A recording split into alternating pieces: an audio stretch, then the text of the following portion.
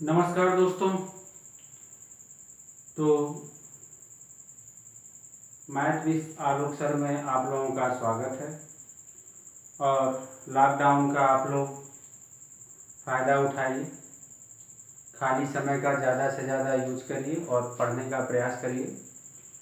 तो हम लोग अब इसको जीरो से स्टार्ट करेंगे, यानी पहले चैप्टर से हम लोग स्टार्ट करेंगे। ठीक, मैथ में अगर देखा जाए तो जब हम भी मैथ की बात करते हैं तो जो पहला हम लोगों का चैप्टर है वो नंबर सिस्टम है। तो नंबर सिस्टम से ही लेकर के चलेंगे। और जो हमारे पुराने विद्यार्थी हैं उनको पता होगा कि मैथ को हम जो है कई पार्ट में डिवाइड करके चलते हैं। ठीक, तो मैथ का हम लोग आज से पहला यूनिट स्टार्ट करेंगे। और जो हम लोगों का पहला यूनिट है, तो हमारा जो पहला यूनिट है यानी यूनिट नंबर 1, यूनिट नंबर 1 पहला चैप्टर जो होगा हम लोगों का वह नंबर सिस्टम। दूसरा चैप्टर जो होगा वह एलसीएम और एचसीएफ। तीसरा चैप्टर होगा टाइम एंड वर्क। और चौथा चैप्टर होगा पाई एंड टाइम। तो ये यूनिट नंबर 1 में हम लोग इतने चैप्टर को क्लियर करेंगे। ठीक, सबसे पहले देखा जाए तो हमारा नंबर सिस्टम यानी संख्या पद्धति। इसमें हम लोग संख्याओं के बारे में जानने का प्रयास करेंगे कि कौन कौन सी संख्याएं होती हैं, क्या क्या कंडीशन होता है, कैसे इनको हम लोग अलग अलग पार्ट में डिवाइड करेंगे। इसके बाद एलसीएम और एचसीएफ। और एलसीएम पे ही पूरा टाइम एंड वर्क और पाइप एंड सिस्टम्स आपका है, पाइप एंड टैंक आपका है। कि अगर एलसीएम और एचसीएफ हमने अच्छे से तैयार कर लिया तो टाइम एंड वर्क और पाइप एंड टैंक में हमें कोई प्रॉब्लम नहीं होगा किसी क्वेश्चन में।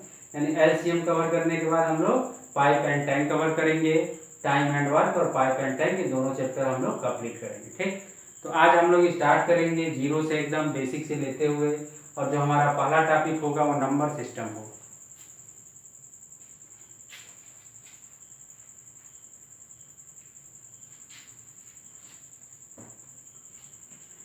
चलो भाई, तो जैसे देखा जाए नंबर सिस्टम को हम लोग बोलते हैं संख्या पद्धति।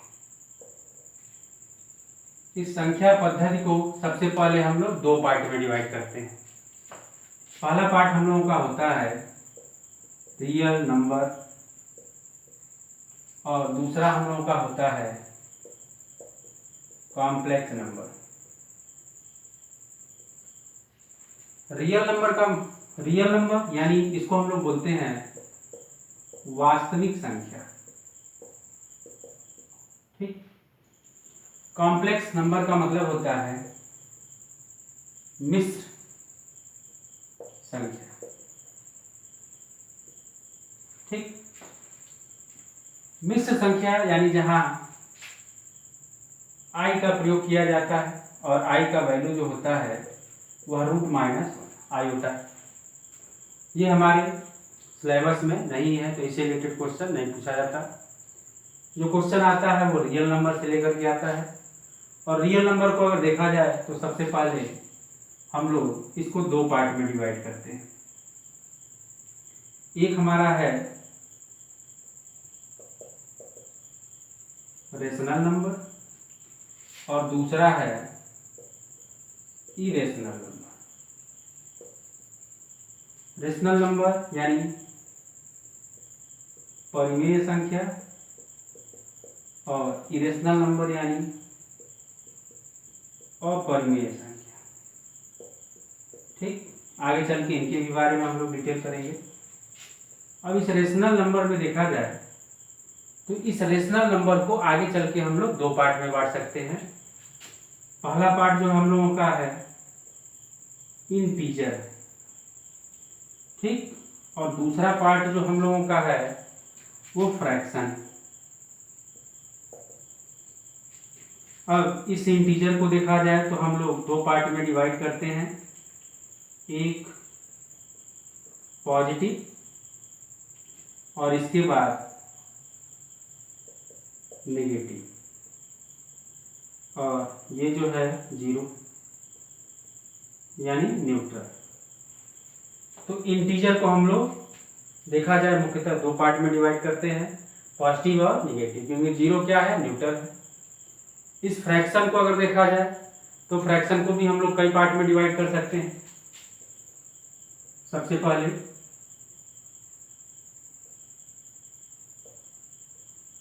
प्रॉपर फ्रैक्शन,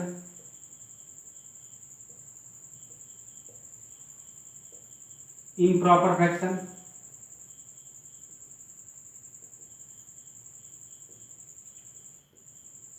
मिक्स्ड फ्रैक्शन,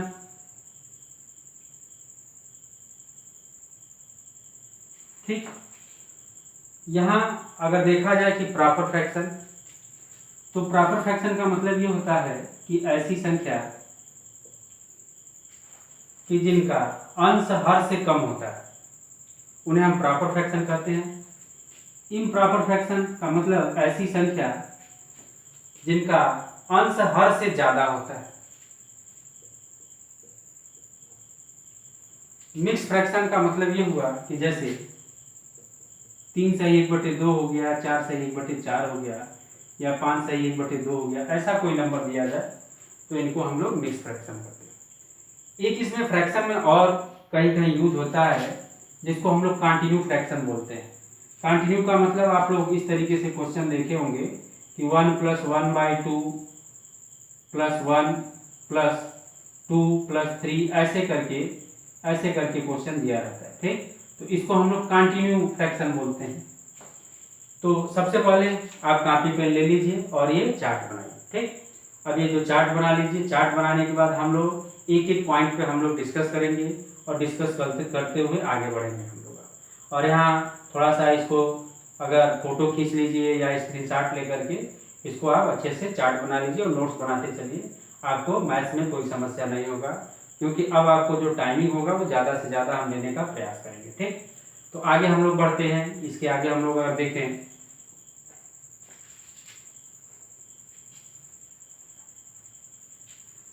चलो भाई, तो जब हम संख्या की बात करते हैं या सिस्टम यानी पद्धति, ठीक, हर चीज का एक सिस्टम होता है। उसी तरीके से हम लोगों ने देखा भाई नंबर सिस्टम है तो इसको किस तरीके से रखा गया। तो हम लोगों ने ये जाना कि सबसे पहले नंबर सिस्टम को दो पार्ट में डिवाइड किया गया, एक रियल नंबर और एक कॉम्प्लेक्स नंबर। और यहाँ जो रियल नंबर था उसको दो पार्ट में डिवाइड किया गया, एक रेशनल नंबर और दूसरा इरेशनल नंबर। फिर हमने देखा कि जो रेशनल नंबर है इसको दो पार्ट में डिवाइड किया गया, इंटीजर और फ्रैक्शन के रूप में। और फिर इंटीजर जो होता है वो पॉजिटिव भी हो सकता है और निगेटिव भी हो सकता है या जीरो भी हो सकता है। और जो फ्रैक्शन होता है वो प्रॉपर फ्रैक्शन हो सकता है, इम्प्रॉपर फ्रैक्शन होता है, मिक्स फ्रैक्शन हो सकता है, या इसके बाद देखा जाए तो कंटिन्यू फ्रैक्शन हो सकता है, ठीक। तो सबसे पहले अगर देखा जाए तो कई पद्धतियों का नंबर सिस्टम में प्रचलन है, लेकिन हम लोग जो यूज करते हैं वो डेसिमल सिस्टम यानी दशमलव प्रणाली यूज करते हैं, ठीक। और इसमें अगर देखा जाए तो सबसे पहले हम बात करेंगे नेचुरल नंबर की। नेचुरल नंबर यानी प्राकृतिक संख्या, ठीक। अब यहाँ बात आई भाई प्राकृतिक संख्या की, तो हम प्राकृतिक संख्या या प्राकृतिक हम किसे कहते हैं, यानी उन सभी चीजों को जिनका निर्माण मानव जाति के द्वारा न किया गया हो उनको हम प्राकृतिक कहते हैं। जैसे पेड़ पौधे, नदियां, पहाड़, झरने, ये सभी चीजें क्या हैं, प्राकृतिक हैं। लेकिन अगर किसी नदी के ऊपर कोई डैम बनाया जाता है, बांध बनाया जाता है, तो उसको हम प्राकृतिक नहीं कर सकते। क्यों नहीं कर सकते? क्योंकि उसका निर्माण किसके द्वारा किया गया है, एक ह्यूमन के द्वारा किया गया है, आदमी के द्वारा किया गया है। तो जैसे अगर हम बात करते हैं भाई प्राकृतिक संख्या, ठीक, तो प्राकृतिक संख्या की जब बात आती है तो जैसे 1, 2, 3, 4, 5, 6 से लेकर के ये जितनी संख्याएं हैं इनको हम n से प्रदर्शित करते हैं। इन संख्याओं को हम क्या कहते हैं, प्राकृतिक संख्या कहते हैं। सिंपल सा प्राकृतिक संख्या एक तरीके से हम उन संख्याओं को कहते हैं कि जो हम गिनती के लिए प्रयोग करते हैं, ठीक। प्राकृतिक संख्याएं हम उन संख्याओं को कहते हैं कि जिनको हम गिनती के लिए प्रयोग करते हैं। गिनती का मतलब ये है कि जब कोई चीज आपके सामने मौजूद होगा तभी उसको हम गिनना स्टार्ट करेंगे, ठीक। जैसे अगर कहा जाए कि क्लास में 50 बच्चे बैठे हुए हैं तो इसका मतलब ये हुआ कि क्लास में बच्चे कुछ हैं, चाहे वो 2 हो, 4 हो, 50 हो, 100 हो, कुछ भी हो। तो अब ये नहीं कह सकते हैं कि हम क्लास में -20 बच्चे बैठे हुए हैं। क्यों? क्योंकि माइनस कभी भी कुछ भी अगर होगा तो हमेशा पॉजिटिव होगा, वो नेगेटिव उसका वैल्यू संभव नहीं है। ठीक, तो यहाँ देखो ये चीज समझने का प्रयास करो कि अगर आपसे पूछा जाए कि प्राकृतिक संख्या किन्हें कहते हैं, तो हम ये कह सकते हैं हम उन सभी संख्याओं को जो गिनती के लिए प्रयोग किए जाते हैं, उन सभी संख्याओं को हम क्या बोलते हैं? प्राकृतिक संख्या बोलते हैं। आपसे अगर पूछा जाए कि क्या कोई नेगेटिव नंबर नेचुरल नंबर हो सकता है, तो कोई नेगेटिव नंबर नेचुरल नंबर नहीं हो सकता है। क्या 0 नेचुरल नंबर हो सकता है? 0 नेचुरल नंबर नहीं हो सकता है। जब भी होगा तो पॉजिटिव नंबर होगा। ठीक, इतना समझ में आया? आगे बढ़ा जाए। चलिए अगले कंडीशन में हम लोग देखते हैं कि भाई प्राकृतिक नंबर के बाद जो अगला नंबर आता है वो होल नंबर आता है। ठीक,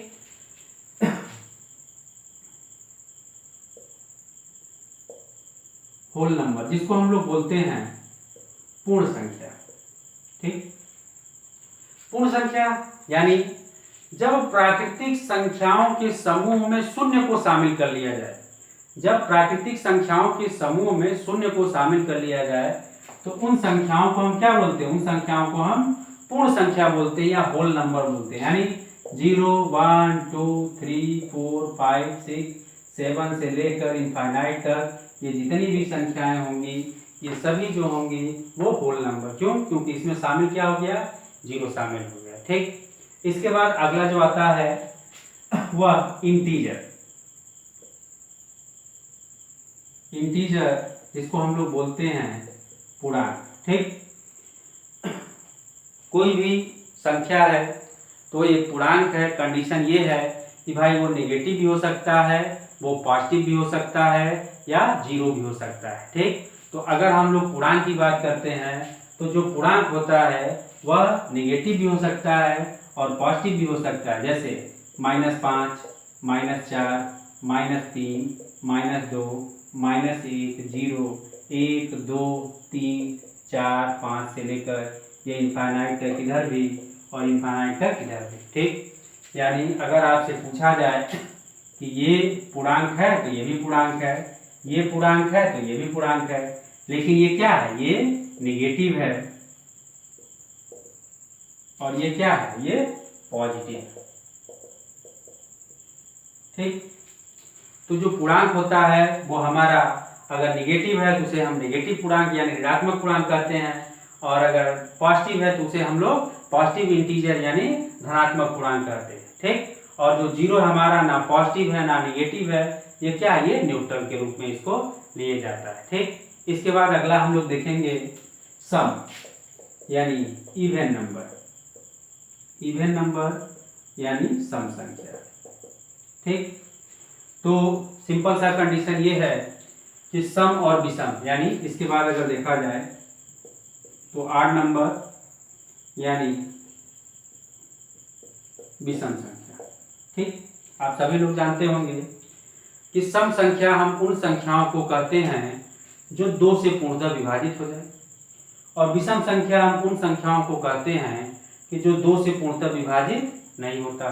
ठीक, तो जैसे अगर हम बात करें कि -6 है, -5 है, -4 है, -3 है, -2 है, -1 है, 0 है, 1 है, 2 है, 3 है, 4 है, 5 है, 6 है, 7, इस तरीके से सिंपल। अगर इसमें हम सम संख्या की बात करें तो देखो भाई 6 कटेगा, 4 कट गया, 2 कट गया, 0 भी होगा, -2 होगा, -4 होगा, -6 होगा। हमारे कहने का मतलब ये है कि अगर ये धनात्मक है तो धनात्मक सम संख्या होगा, और अगर ये ऋणात्मक है तो ऋणात्मक सम संख्या होगा। आपसे क्वेश्चन ये पूछा जा सकता है इंटरव्यू में कि 0 क्या है? 0 सम है या विषम है? तो आपको आंसर ये देना होगा कि जो 0 है वो सम संख्या। ऐसा इसलिए क्योंकि अगर किसी भी हम सम संख्या को जोड़ते हैं, किसी भी सम संख्या को हम जोड़ते हैं तो सम और सम का जो रिजल्ट आता है वो सम आता है।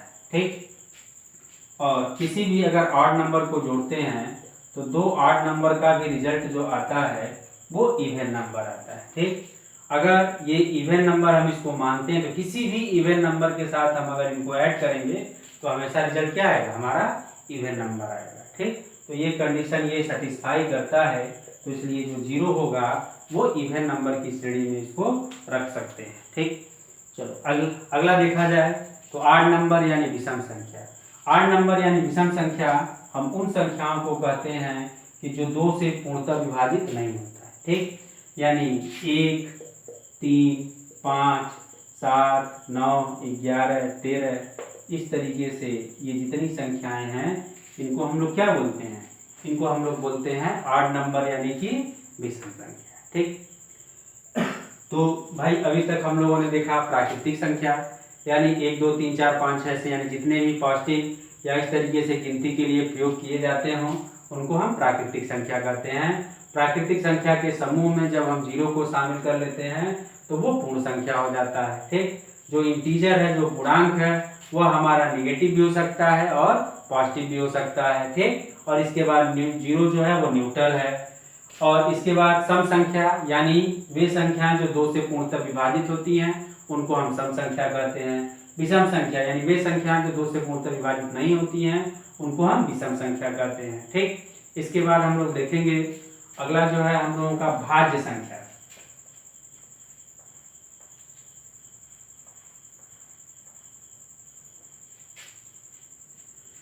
चलो भाई, कंपोजिट नंबर।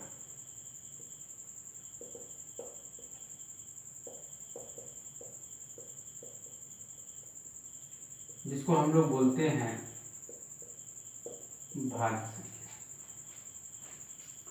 भाज्य यानी विभाजित हो जाए।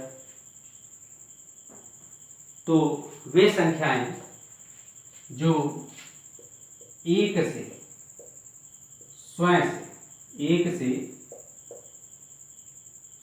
स्वयं से तथा किसी अन्य संख्या से, यानी वे संख्याएं जो 1 से विभाजित हों, स्वयं से विभाजित हों तथा किसी अन्य संख्या से विभाजित होती हों, उन संख्याओं को हम भाज्य संख्या कहते हैं।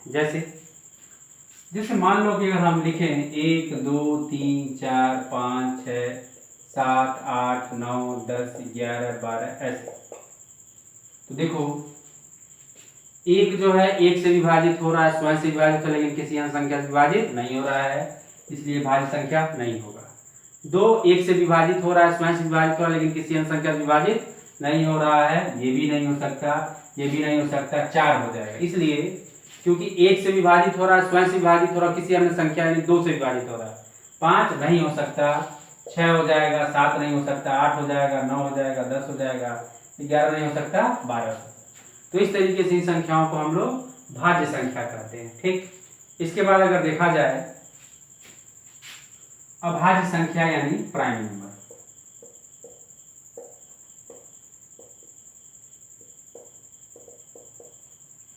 अभाज्य संख्या यानी कि प्राइम नंबर, यानी वे संख्याएं जो 1 से तथा स्वयं से पूर्णतः विभाजित हो जाती हों और किसी अन्य संख्या से विभाजित नहीं होती हों, उन संख्याओं को हम लोग अभाज्य संख्या कहते हैं। ठीक, सबसे छोटी जो अभाज्य संख्या है 2, 3, 5, 7, 11, 13, ठीक, इस तरीके से देखा जाए 17, 19, तो इस तरीके से ये अभाज्य संख्या है। ठीक, एक चीज़ और देखो कि जब भी हम लोग इस 3 को छोड़ दिया जाए तो जब भी हम लोग किसी अभाज्य संख्या को हम लोग डिवाइड करते हैं, जब भी किसी भी अभाज्य संख्या को हम डिवाइड करते हैं तो जो शेष आता है हमारा,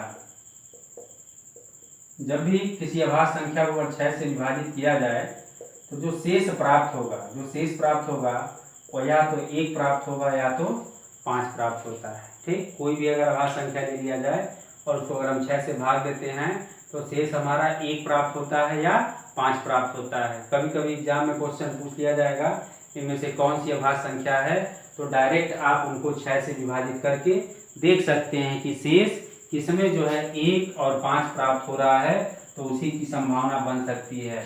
और बाकी जिसमें और कुछ अगर शेष प्राप्त होता होगा तो आप उसको काट करके आगे बढ़ जाएंगे। ठीक, चलिए, तो ये जो हो गया भाई प्राइम नंबर यानी कि अभाज्य संख्या। ठीक, इसके बाद अगर देखा जाए को प्राइम नंबर, जिसे हम लोग बोलते हैं को प्राइम नंबर, यानी इसको हम लोग बोलते हैं सह अभाज्य संख्या।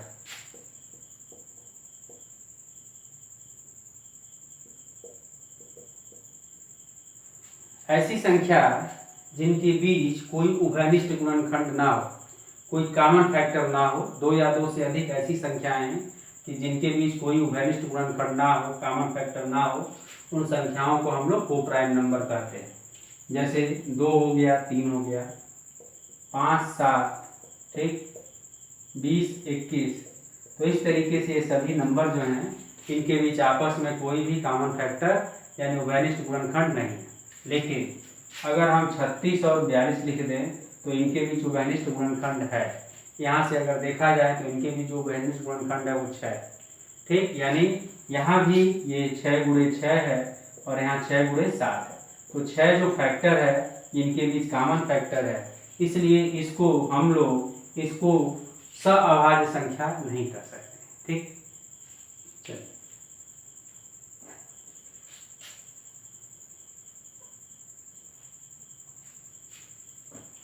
इसके बाद देखा जाए रेशनल नंबर यानी परिमेय संख्या।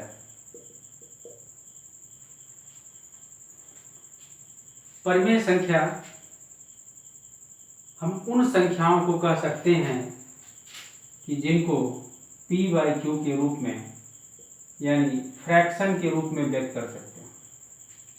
परिमेय संख्या हम उन संख्याओं को कहते हैं कि जिनको हम p/q के रूप में व्यक्त कर सकते हो, लेकिन जो डिनोमिनेटर है यानी जो हर है वह कभी भी 0 के बराबर नहीं हो सकता।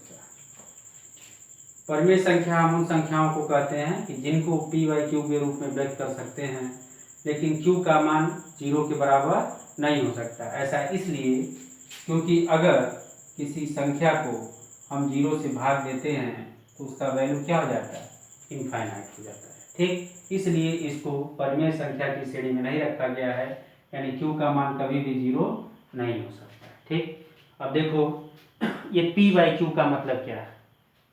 जैसे जितने भी इंटीजर हैं जैसे -5 -4 -3 -2 1 0 -1 चलो +1 2 3 4, इस तरीके से ये जितने भी इंटीजर हैं इधर भी यानी पॉजिटिव हो या नेगेटिव हो, ये सभी वैल्यू जो होंगे वो परिमेय संख्या की श्रेणी में आ जाएंगे। ठीक, जितने भी फ्रैक्शन हैं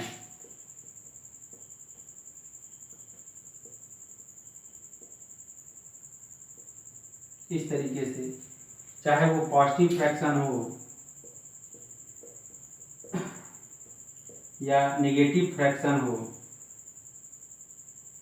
ये सभी जो वैल्यू होंगे वो क्या हो जाएंगे, परिमेय संख्या होंगे। क्यों?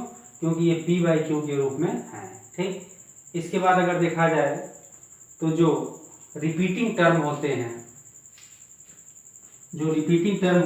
जैसे कभी कभी आपने देखा होगा इस तरीके से कोई नंबर लिखा होता है,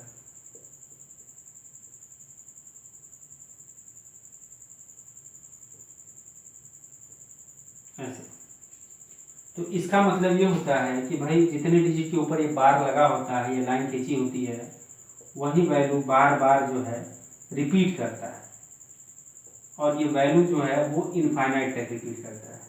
जैसे ये 1 है, 2 है, 3 है, 2 3 के ऊपर बार लगा हुआ है, तो 0.1 2 3 2 3 2 3 2 3 ऐसे ये इनफाइनाइट तक बढ़ेगा। यहाँ अगर देखा जाए इसमें तो 0.1 2 3 1 2 3 1 2 3 ऐसे ये इनफाइनाइट तक बढ़ेगा। अगर इस तरीके से कोई भी डिजिट मिल जाता है तो इसको हम लोग फ्रैक्शन के रूप में कन्वर्ट कर सकते हैं। जैसे इसको जितने डिजिट के ऊपर बार लिखा होगा तो वो पूरा डिजिट लिखेंगे यानी 36, और जितने डिजिट के ऊपर बार होगा उतनी बार यहाँ 9 हो जाएगा। ठीक, और 9 से अगर इनको डिवाइड कर दिया जाए तो 4/11 इनका आंसर होगा। अगर इसको हम डिवाइड करेंगे तो यही टर्म बार बार जो है रिपीट होता रहेगा। ठीक, जैसे इसको देखो, ये टोटल नंबर लिखा जाएगा 123 है, और उसमें से वो डिजिट हम माइनस करेंगे जिनके ऊपर बार नहीं लगा हुआ है, और उतनी बार हम 9 लिखेंगे जितने डिजिट के ऊपर बार लगा हुआ है, और उतनी बार हम 0 लिखेंगे कि जितने डिजिट के ऊपर बार नहीं लगा हुआ है। अब इनको माइनस कर दिया जाए तो 122/990 60 फॉर्म में अगर कन्वर्ट किया जाए 60 फॉर्म में हो जाएगा। यहाँ अगर देखा जाए पूरा टर्म लिखा जाएगा 123/999। क्यों? क्योंकि यहाँ तीनों डिजिट के ऊपर जो है बार लगा हुआ। तो ये हो गया हमारा रेशनल नंबर। ठीक, एक चीज़ और, ऐसे वैल्यू जो रूट में है जिनका एग्जैक्ट वैल्यू पॉसिबल है, जैसे 4 हो गया, ठीक, 9 हो गया, या 16 हो गया, या 25 हो गया, ऐसे कोई भी नंबर जिनका एग्जैक्ट वैल्यू रूट को अगर सॉल्व किया जाए तो निकलता है, तो उसको भी हम रेशनल नंबर की श्रेणी में रखते हैं। ठीक, जैसे इसका वैल्यू +-2 हो जाएगा, +-3 होगा, +-4 हो जाएगा, +-5, यानी कोई भी नंबर हो, या तो उसका वैल्यू पॉजिटिव होगा या तो उसका वैल्यू निगेटिव होगा। तो चाहे पॉजिटिव नंबर हो या निगेटिव नंबर हो, वो रेशनल नंबर की श्रेणी में वो रखा जाएगा। चलिए आगे बढ़ते हैं।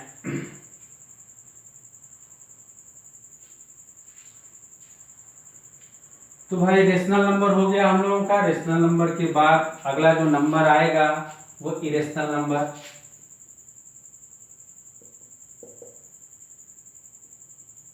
यानी अपरिमेय संख्या।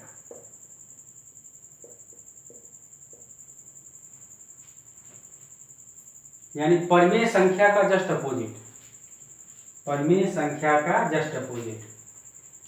देखो, परिमेय संख्या में ये है कि जिन संख्याओं को हम p/q के रूप में कन्वर्ट कर सकते हैं उन्हें हम परिमेय संख्या कहते हैं। और अपरिमेय संख्या में ये है कि जिन संख्याओं को हम p/q के रूप में कन्वर्ट नहीं कर सकते, जिन संख्याओं को हम भिन्न के रूप में परिवर्तित नहीं कर सकते, उन संख्याओं को हम कौन सी संख्या बोलते हैं? अपरिमेय संख्या कहते हैं। ठीक, अब कौन कौन सी ऐसी संख्या है कि जिनको हम भिन्न के रूप में परिवर्तित नहीं कर सकते?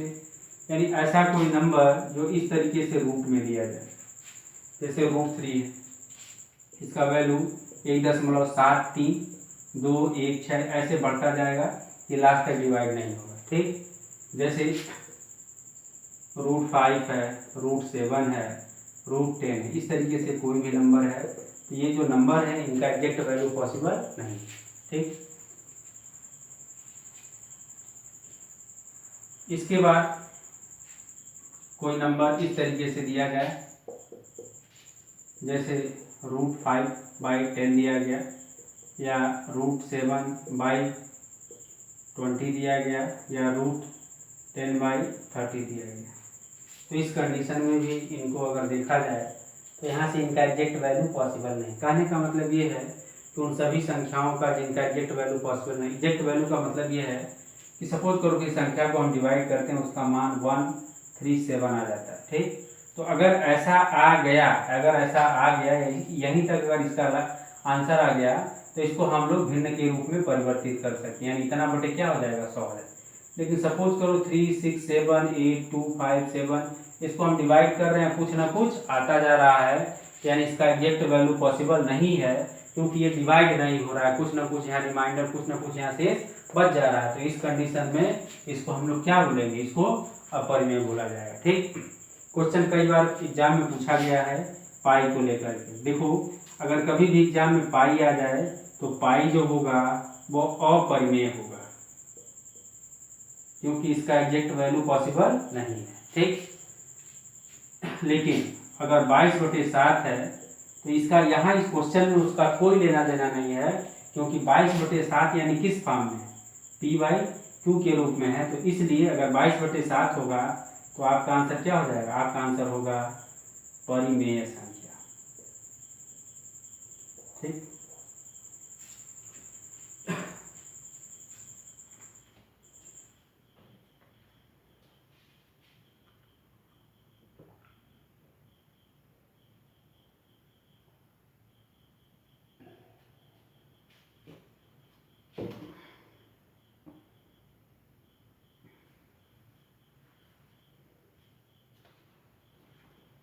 चलिए,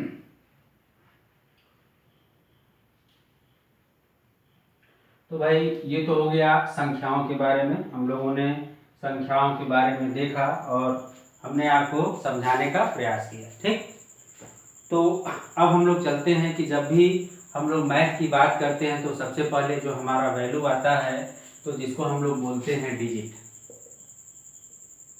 डिजिट इसको हम लोग हिंदी में बोलते हैं, यानी मैथमेटिक्स में अगर देखा जाए तो हम लोग कितने डिजिट का प्रयोग करते हैं तो 0 1 2 3 4 5 6 7 8 9, यानी कुल मिला करके अगर देखा जाए तो ये कितना डिजिट है, 10 डिजिट है। ठीक, तो मैथमेटिक्स में हम लोग इन 10 अंकों का प्रयोग करते हैं।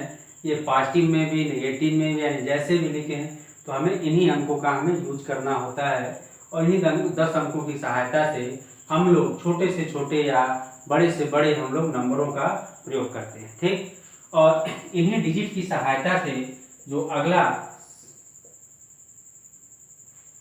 अगला टर्म बनता है उसको हम नंबर करते हैं। ठीक, जैसे अगर 1 3 5 को ले लिया जाए और उसको मिला दें तो आंसर हो जाएगा 135 हो जाएगा। यानी 135 जो है वो हमारा डिजिट नहीं है, वो हमारा क्या है, नंबर है, यानी एक संख्या है। ठीक, तो डिजिट की सहायता से हम लोग संख्या बनाते हैं और इन्हीं संख्याओं से हम लोग आगे चल करके मैथमेटिक्स को सॉल्व करेंगे। ठीक, जैसे आपके एग्जाम में इस तरीके से क्वेश्चन पूछता है कि 300 पेज, एक किताब की 300 पेज है, उन पर पेज नंबर डालने के लिए कुल कितने अंकों की आवश्यकता होगी। उन पर पेज नंबर डालने के लिए, पेज नंबर लिखने के लिए कुल कितने अंकों की आवश्यकता होगी, कितने डिजिट की आवश्यकता होगी। तो अब अगर देखा जाए इस क्वेश्चन में कि भाई अगर हम बात करें कि 1 डिजिट का नंबर, तो 1 डिजिट का जो नंबर होगा वो 1 से लेकर 9 तक होगा, यानी कुल डिजिट अगर देखें तो इसमें 9 हो गया।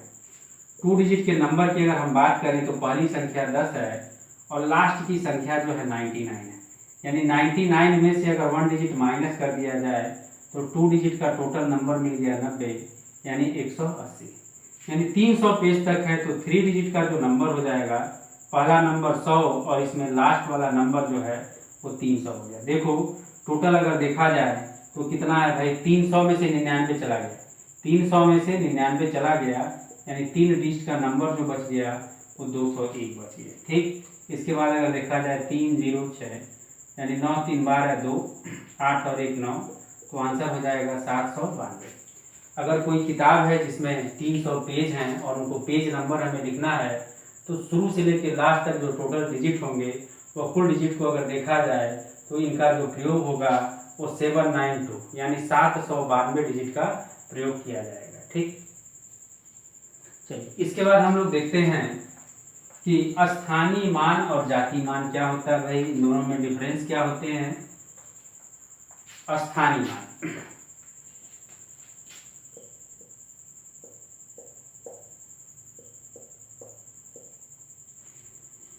स्थानीय मान का मतलब होता है कि वो किसी भी संख्या का स्थानीय मान उस संख्या पर निर्भर करता है कि संख्या किस स्थान पर है। किसी भी संख्या का स्थानीय मान उस संख्या पर निर्भर करता है कि संख्या किस स्थान पर है। संख्या अगर इकाई के स्थान पर है तो उसका मान 1 से मल्टीप्लाई होगा। संख्या अगर दहाई के स्थान पे है तो उसका मान 10 से मल्टीप्लाई हो गया। संख्या अगर सैकड़े के स्थान पे है तो उसका मान 100 से मल्टीप्लाई होगा। जैसे अगर एक नंबर लेते हैं 36482 और इसमें पूछा जाए कि इनका स्थानीय मान क्या होगा, तो 2 का जो स्थानीय मान होगा 2 × 1 बराबर 2 होगा। 8 का जो स्थानीय मान होगा 8 × 10 बराबर 80 हो गया। 4 का जो स्थानीय मान होगा वो 4 × 100 बराबर 400 हो गया। और 6 का जो स्थानीय मान होगा तो 6 × 1 बराबर 6000 हो जाएगा। और 3 का यहाँ स्थानीय मान जो हो जाएगा 3 × 10,000 बराबर 30,000। ये हो गया इनका स्थानीय मान। किसी भी संख्या का जो स्थानीय मान होता है उस संख्या पे निर्भर करता है कि संख्या किस स्थान पे है। इकाई पे होगा 1 से, दहाई पे होगा 10 से, सैकड़ा पे होगा 100 से, 1000 पे होगा 1000 से, और 10,000 पे होगा 10,000 से, उसको गुणा कर देना। ठीक। अगर हम बात करें जाति मान की, किसी भी संख्या का जातीय मान, किसी भी संख्या का जातीय मान खुद वही संख्या होती है। ठीक। अगर कोई संख्या हम लिखें और पूछें कि बताओ इस 6 का जातीय मान क्या होगा, तो 6 का जातीय मान क्या होगा, 6। ठीक। क्वेश्चन इस तरीके से एग्जाम में पूछा जाता है। इस पर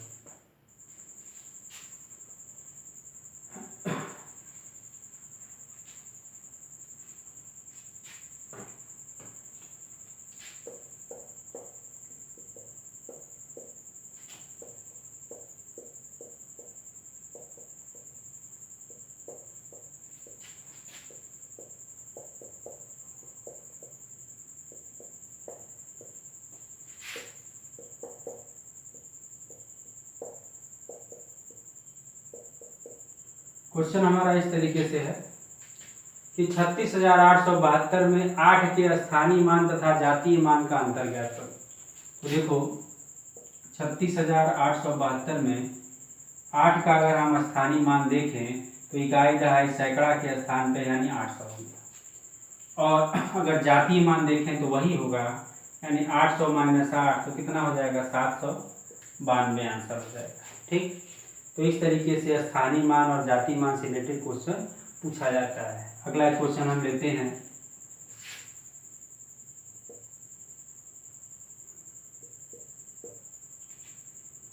उनतालीस 298 में 9 के स्थानीय मान का अंतर ज्ञात करो। यानी 39,298 में इस 9 का अगर देखा जाए तो इकाई, दहाई यानी 90 हो गया, और इस 9 का देखा जाए तो इकाई, दहाई, सैकड़ा, हजार यानी 9,000 हो गया। अब इन दोनों का अंतर यानी 9,000 में से अगर हम 90 घटा दें तो अंतर ज्ञात करना है, तो 8,910 इसका आंसर हो गया। चलो इस तरीके से खास करके जो छोटे एग्जाम होते हैं उनसे रिलेटेड ये क्वेश्चन जो है पूछा जाता है। ठीक।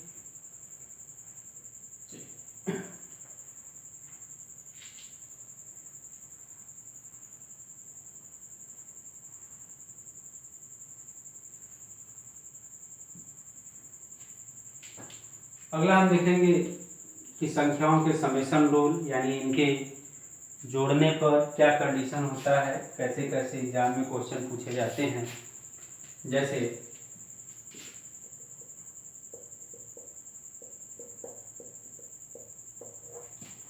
इनका जो योग होता है तो योग होता है n+1/2।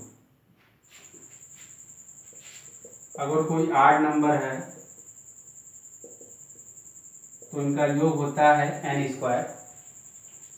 अगर कोई इवन नंबर है तो उनका योग होता है n+1। अगर कोई स्क्वायर है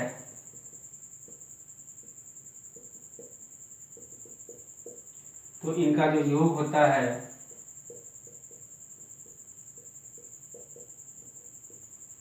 अगर ये क्यूब है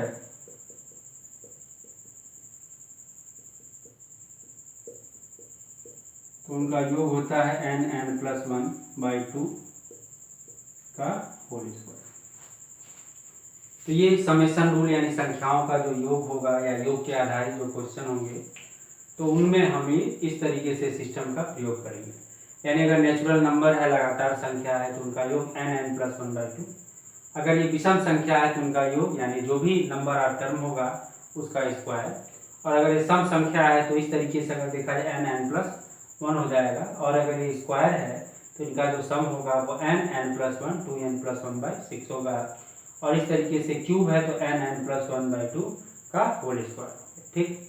अब जैसे अगर क्वेश्चन इस तरीके से आ जाए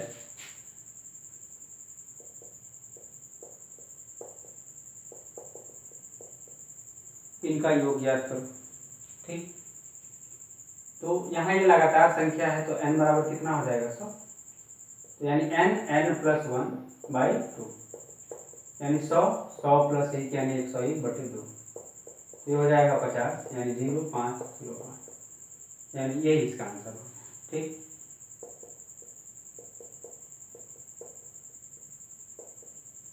चाहे जितना भी हो हम लोग इस फार्मूले का प्रयोग करके आसानी से सॉल्व करते हैं। जैसे ये 1000 हो गया और ये हो जाएगा 1000 प्लस 1/2, तो ये हो जाएगा 500 और गुणे ये 1001 हो जाएगा। अब मल्टीप्लाई कर दिया 0 0 हो गया 5005, यही इसका आंसर हो जाएगा। ठीक, तो ये तो हो गया लगातार संख्या। इस तरीके से एग्जाम में क्वेश्चन पूछा गया है।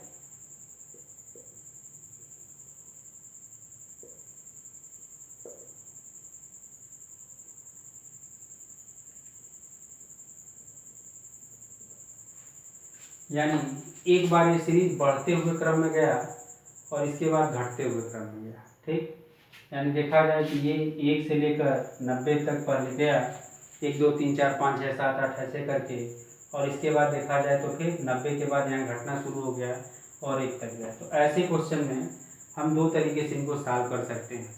एक तरीका ये कि 1 से लेकर के 90 तक का निकाला जाए, फिर 1 से लेकर 89 तक का निकाला जाए, दोनों को जोड़ लिया जाए। ठीक, लेकिन वो तरीका थोड़ा सा लंबा है। दूसरा तरीका अगर देखा जाए तो दूसरे तरीके में हम लोग ये देखते हैं कि जब ये मैक्सिमम नंबर कितना है 90, तो जो भी मैक्सिमम नंबर होगा उसका हम स्क्वायर कर देंगे, और 90 का अगर स्क्वायर कर दिया जाए कितना हो जाएगा 8100। ठीक, चलिए तो आज के लिए बस इतना ही। आप लोगों को कैसा ये वीडियो लगा आप लोग लाइक ज़रूर करिए इसको, और इसके बाद आप लोग जो है लाइक करिए, कमेंट करिए, और जो भी इसमें दिक्कतें हो रहा है, कुछ नहीं समझ में आ रहा था आप बताइए, उसको हम सुधारने का प्रयास करेंगे और आपको बेहतर से बेहतर हम वीडियो देने का प्रयास करेंगे। ठीक है, चलिए धन्यवाद, गुड नाइट।